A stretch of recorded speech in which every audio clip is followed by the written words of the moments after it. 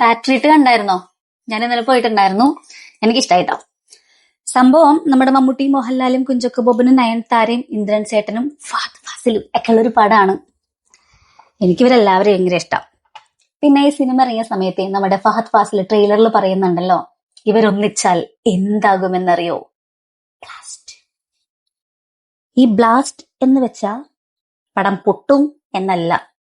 ഞാൻ പറയാൻ കാരണം വേറെ ഒന്നല്ല, കുറെ ആളുകൾ പറഞ്ഞിരുന്നു പടം പൊട്ടും എന്നൊക്കെ. പക്ഷെ എന്നാലും നമുക്ക് ഇഷ്ടമുള്ള എല്ലാവരെയും ഇതുപോലെ ഒരേ സിനിമയിൽ കാണാൻ പറ്റി കഴിഞ്ഞിട്ടുണ്ടെങ്കിൽ അടിപൊളിയല്ലേ. അങ്ങനെ പോയി കണ്ടതാ.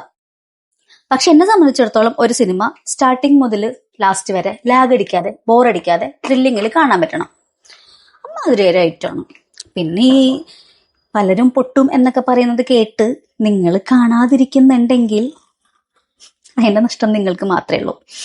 കാരണം അടിപൊളി പടം, എനിക്ക് ഭയങ്കര ഇഷ്ടമായി. ഓരോ ആളുകളും വരുമ്പോ, അതായത് നമ്മളുടെ മമ്മൂട്ടി ആയിക്കോട്ടെ, മോഹൻലാൽ ആയിക്കോട്ടെ, ഓരോ ആളുകളും വരുമ്പോ നമുക്ക് ഉണ്ടാകുന്ന ഒരു ഗൂസ് ബംസ്, ഒരു സാറ്റിസ്ഫാക്ഷൻ, അത് അടിപൊളിയാ. പടം ത്രൂ ഔട്ട് കണ്ടിരിക്കാൻ കൊള്ളാം. അപ്പൊ ഈ മറ്റുള്ള ഒരു പടം പൊട്ടും എന്നൊക്കെ പറയുന്നത് കേട്ട് കാണാതിരിക്കുന്ന ആരെങ്കിലും ഉണ്ടെങ്കിൽ നിങ്ങൾക്ക് മാത്രം നഷ്ടം. കാരണം അത് തിയേറ്ററിൽ പോയി കാണുന്ന ആ ഒരു ഫീല് മൊബൈലിൽ കണ്ടാൽ കിട്ടില്ല. അപ്പൊ ഇത്രേ ഉള്ളൂ.